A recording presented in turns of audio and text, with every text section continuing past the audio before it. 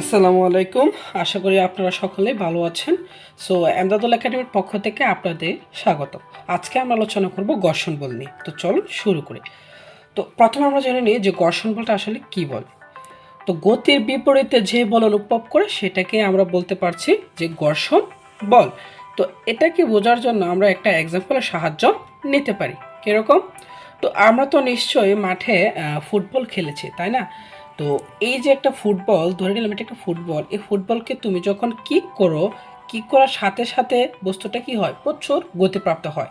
কিন্তু একটা সময় বলটা কি থেমে যায়। কেন থেমে যায়? যে বলের কারণে থেমে যায় সেটাই হচ্ছে কি ঘর্ষণ বল।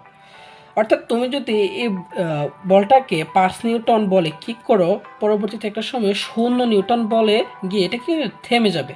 তো বস্তুটা যে থেমে গেল, কেন থেমে গেল? এই বস্তুটাকে তুমি যখন আঘাত করবে তখন মাঠে যে ঘাস আছে এই ঘাস তাকে কি করবে? বিপরীতে বল প্রয়োগ করবে বা ওই বাধা প্রয়োগ করবে। বাধা প্রয়োগ করার পর এই বস্তুটা কি করে যাবে? একটা পর্যায়ে 0 নিউটন বলে কনভার্ট হয়ে থেমে যাবে। এই যে ঘাসগুলা তার গতির বিপরীতে একটা বল প্রয়োগ করলো, সেটাকে আমরা বলছি ঘর্ষণ বল। একইভাবে আমরা আরেকটা এক্সাম্পল লক্ষ্য করতে পারি। যখন আমরা একটা গাড়িকে 5 নিউটন বল অর্থাৎ অ্যাক্সেলারেশনের চেপে 5 নিউটন বল প্রাপ্ত করি, আবার যখন অ্যাক্সেলারেশনের বলটা শূন্য করি অর্থাৎ বল আর না প্রয়োগ করি, একটা সময় গাড়িটা কী হয়ে যাবে? থেমে যাবে। কেন থেমে যাবে? কারণ রাস্তার যে ঘর্ষণ বল সেটা কি করবে? বিপরীত দিকে কাজ করবে, তাই গাড়িটা থেমে যাবে। ঠিক আছে? তো আশা করি ঘর্ষণ বল কি তোমরা বুঝতে পেরেছ। এখন আসি যে ঘর্ষণ বল কত প্রকার। ঘর্ষণ বলটাকে আমরা 4 ভাগে ভাগ করতে পারি। কি কি? একটা হচ্ছে কি স্থিতি ঘর্ষণ, আরেকটা হচ্ছে কি গতি ঘর্ষণ, আরেকটা হচ্ছে আবর্ত ঘর্ষণ, এবং সর্বশেষ হচ্ছে আমাদের প্রবাহী ঘর্ষণ।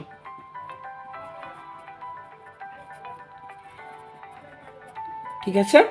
তো প্রথম আমরা দেখি যে স্থিতি ঘর্ষণ কাকে বলে। দুটি বস্তু একে অন্যের সাপেক্ষে স্থির থাকা অবস্থায় যে ঘর্ষণ বল থাকে সেটা হচ্ছে স্থিতি ঘর্ষণ। এটা আসলে কি আমরা একটু বোঝার চেষ্টা করি। আমরা যখন মাটি দিয়ে হাঁটার ফলে আমরা যে ঘর্ষণ বল অনুভব করি সেটা হচ্ছে স্থিতি ঘর্ষণ। কেননা আমরা যখন হাঁটি তখন কি আমরা গতিশীল থাকি, কিন্তু মাটিটা থেকে স্থিতিশীল থাকে।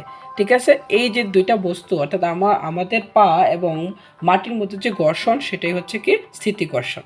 পরবর্তীতে আসি যে গতি ঘর্ষণ কাকে বলে।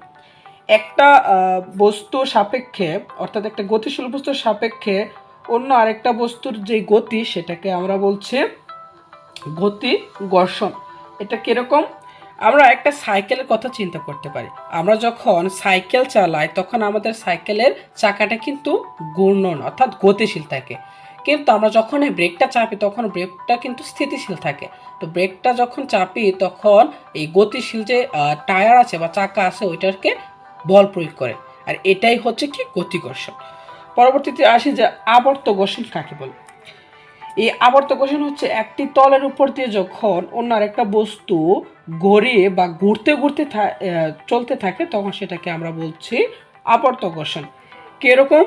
যেরকম আমরা যখন একটা মার্বেলকে হিট করি তখন সেটা কি করে? মাটির উপর দিয়ে এভাবে গড়িয়ে গড়িয়ে চলতে থাকে বা ঘুরিয়ে ঘুরিয়ে চলতে থাকে, এটাকে আমরা বলছি আবর্ত ঘর্ষণ। পরবর্তীতে আসি যে প্রবাহী ঘর্ষণ কাকে বলে। প্রবাহী ঘর্ষণ হচ্ছে যখন একটা বস্তু তরল পদার্থ কিংবা বায়ু বা পদার্থের ভিতর দিয়ে চলতে থাকে। তরল পদার্থ বলতে কি? যেরকম আমরা পানির ভিতর দিয়ে সাঁতার কাটতে থাকি সেটা হচ্ছে কি প্রবাহী ঘর্ষণ। আরেকটা বায়ুর ভিতর দিয়ে মানে কি আমরা যখন প্যারাশুট দিয়ে উপর দিয়ে চলতে থাকি তখন সেটা হচ্ছে কি আরেকটা প্রবাহী ঘর্ষণ উদাহরণ। ঠিক আছে? এই ঘর্ষণ বলকে আমরা প্রকাশ করে থাকি স্মল এম দিয়ে। এই ঘর্ষণ বলের একটা সূত্র আছে, সেটা হচ্ছে F net ball equal to A prime বা প্রদত্ত বল, এটা প্রাইম হবে না, মাইনাস এফ। অর্থাৎ এই এফ নেট হচ্ছে কি যতটুকু কার্যকর হবে, আর এফ হলো যতটুকু দিয়েছ, আর এফ দ্বারা হচ্ছে কি ঘর্ষণ বল। ঠিক আছে? এফ এই বিষয় দ্বারা বা চলকের মানটা কি আমরা আরেকটা এক্সাম্পলের সাহায্যে বোঝার চেষ্টা করি। মনে করলাম তুমি কি করলা 5 নিউটন বল প্রয়োগ করলা এবং ঘর্ষণ বল ছিল কি 1, ঠিক আছে। তো তুমি 5 নিউটন বল প্রয়োগ করছো, এটা হচ্ছে কি পদার্থ বল, সেটা হচ্ছে কি 5, এবং ঘর্ষণ বল কি এই 1, ঠিক আছে। তো এভাবে কতটুকু কার্যকর হয়েছে বা কতটুকু বল সেটা কাজ করতে পেরেছে, এই 5 থেকে আমরা 1 মাইনাস করলে অর্থাৎ F মাইনাস F দিয়ে আমরা কী করতে পারবো, বের করতে পারবো।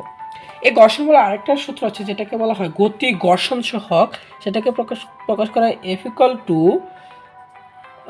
এটা W। এই চিহ্নটার নাম হচ্ছে কি গতি ঘর্ষণ সহগ। তো আশা করি ঘর্ষণ বল সম্পর্কিত তোমাদের যেই টার্মগুলো আছে ওইগুলো বিষয় নিয়ে তোমাদের কোনো সমস্যা নেই। যদি সমস্যা থাকে আমাদেরকে জানিয়ে দিতে পারো, আমরা তোমাদেরকে কী করবো, সাহায্য করার চেষ্টা করবো এবং সলভ করে দেওয়ার চেষ্টা করবো। শেষ পর্যন্ত থাকার জন্য তোমাদেরকে ধন্যবাদ। দেখা হবে অন্য কোনো ভিডিওতে।